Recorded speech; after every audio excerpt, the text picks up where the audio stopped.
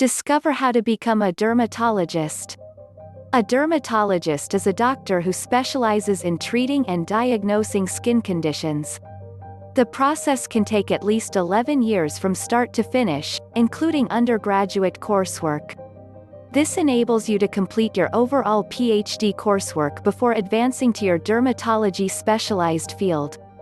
As a result, becoming a dermatologist will necessitate dedication, motivation, and a keen interest in all things skin-related. Preparing for med school. 1. During high school, concentrate on your GPA. You'll be completing a very tough academic program over the next 15 years or more, so it's better to start developing your work ethic now. When you're used to studying and getting proficient at book learning, you'll be less stressed when you comes to med school. And those strong marks will help you get into a better undergrad program, which will help you get into a better medical school. Good grades are what will get you an internship and a residency. Without them, no doors will open for you. 2. For your undergraduate studies, enroll in a 4-year, respected university. You may believe that going pre-med is your sole option, but this is not the case. Some schools actually encourage you not to attend pre-med. They recommend doing something you enjoy as long as you meet the basic standards.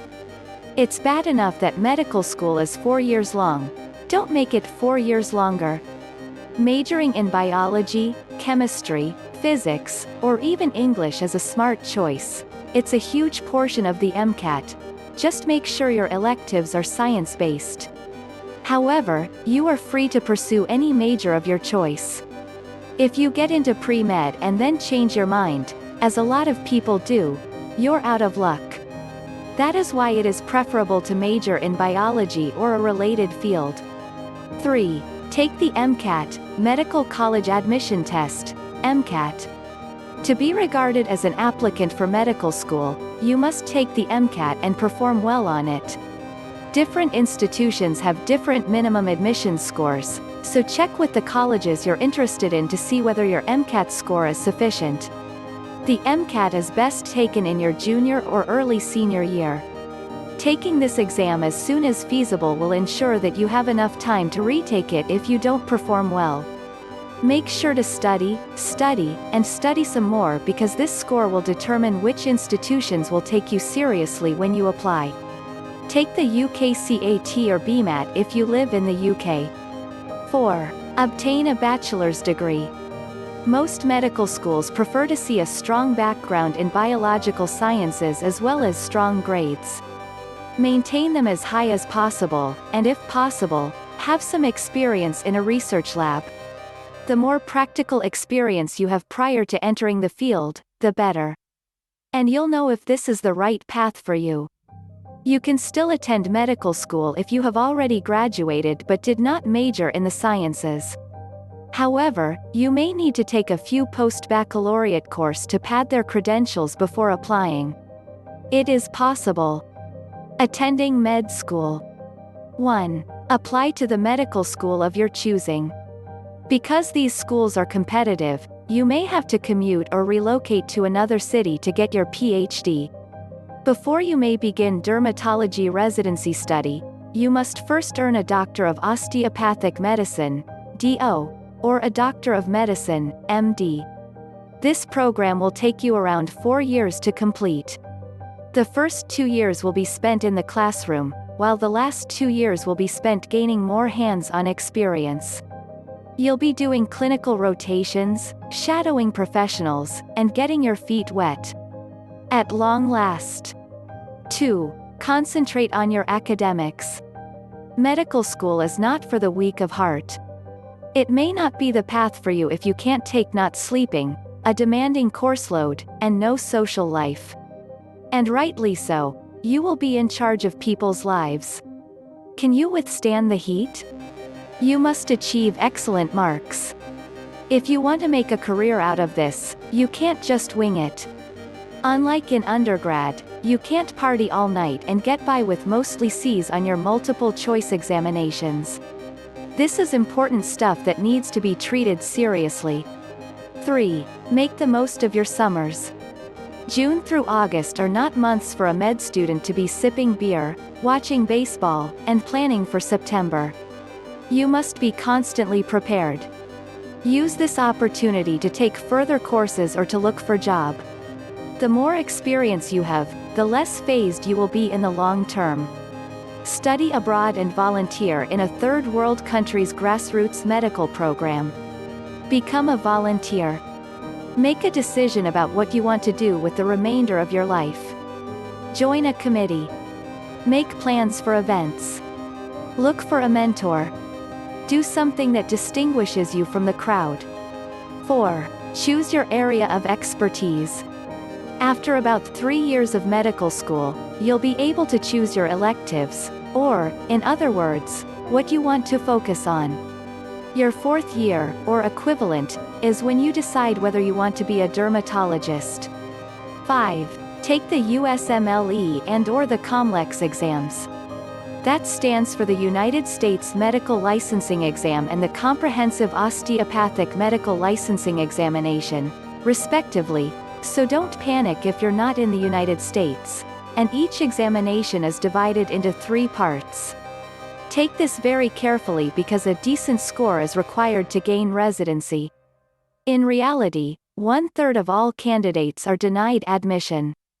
Step 1 is usually taken in the 2nd year of your program, Step 2 in the 4th year, and Step 3 in the 1st or 2nd year of postgraduate training.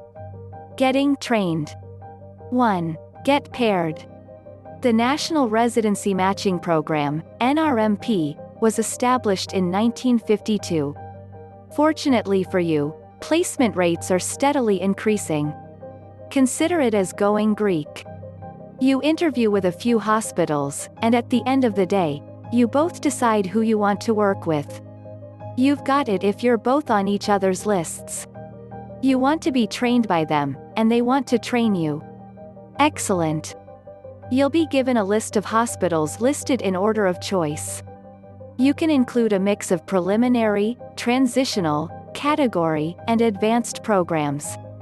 So, in the months leading up to this, which is usually in June or July, conduct your homework and start interviewing.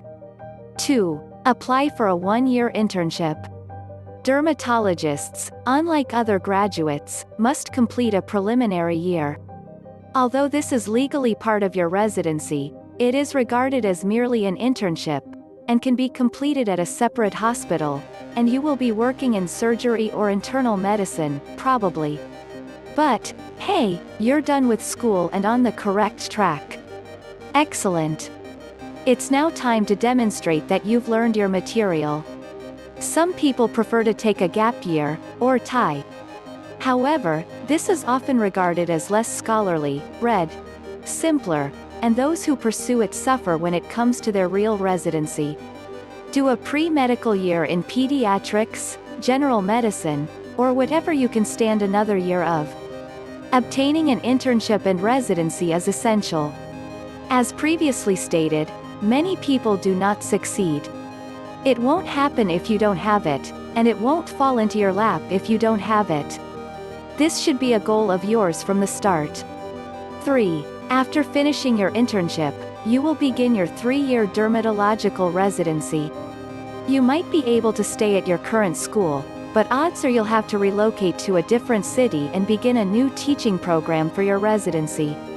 The school must be accredited by the Accreditation Council for Graduate Medical Education, ACGME, or the American Osteopathic Association, AOA, in the United States, and the Royal College of Physicians and Surgeons of Canada in Canada. The American Board of Dermatology mandates that you complete a preliminary registration form within 30 days of beginning your dermatology residency. Furthermore, your training director must complete the yearly report form on a yearly basis to verify that you are completing the program correctly. This is time well spent learning from your mentors and establishing your specialization. You'll still be supervised because you're a new doctor, but you're still a doctor. Residencies can last anywhere from 2 to 6 years, depending on whether you pick a medical, surgical, or family medicine residency.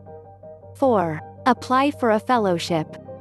Though you are technically finished at this point, aside from completing the last and final exam to become certified, some people choose to pursue a fellowship to build a specialization. This is another time dedicated to working just in the field of dermatology that interests you. You have a wealth of alternatives, including working with youngsters, senior folks, skin cancer, and tattoo removal. Your nearly a decade of experience in the field should have given you a decent sense of what you want to do. 5. Take your board exam. If you pass, you will be certified by the American Board of Dermatology or the American Osteopathic Board of Dermatology. You will subsequently be referred to as a board-certified dermatologist. Thank you very much. For further information, see the American Board of Dermatology's website. They provide connections to exam dates and processes that you will need to know in order to complete your certification. 6. Acquire your medical license. The standards for licensure differ by state, so check with your local Department of Health for more information. You should be good to go after paying the application cost and gathering your qualifications. That is, for the time being. To keep current, you'll need to retake and pass your boards every decade and attend CME, continuing medical education programs. It's all for the sake of your patients. It was well worth it. Starting your career. 1. Find job. Now that you're a licensed dermatologist, there are a variety of job opportunities available to you. It all depends on your area of expertise. Where do you see yourself working and with whom do you see yourself working? You could run your own private practice or work at hospitals, spas, research laboratories, or clinics. And there's always teaching to be done. 2. Improve your ability to avoid being grossed out. Aside from being insanely determined to achieve, you must also be able to handle the human body in all its magnificence. You'll see a lot of things you won't want to see, especially just after lunch. Rashes, skin abnormalities, moles, blood, pus, and other ugly things will be a part of your life. If you don't have the stomach for it, this might not be a viable career option for you. If you're not aware of what's going on, you'll soon find out. 3. You're an expert in your field. Loads of skin problems are basically indications of the human condition. It's not enough to understand how the skin works, you must also understand how the entire body works. Patients will present with a cutaneous rash that is actually caused by stomach issues. You must be aware that the situation may be under the control of someone else. You should also have a decent concept of what questions to ask. Each person's skin is unique, and their lifestyle, habits, and heredity can all have an impact. Because of the large range of skin diseases, you must be able to identify the possible causes right immediately and limit it down from there. Improve your questioning skills right now. 4. Have fun with your money heaps. Dermatologists are not short on cash, according to the Bureau of Labor Statistics. After a few years, if you're successful, you should be well into the 6 digits and then some. 6. Formalized paraphrase dermatologists are said to be in high demand. With more individuals becoming skin-aware, it appears that this is a trend that will only grow. This job will not only be extremely monetarily profitable, but it will also be personally fulfilling. You'll be helping a lot of individuals get healthy and feel better about themselves. That's cool. Thanks for watching. Now you know how to become a dermatologist. Follow your dream.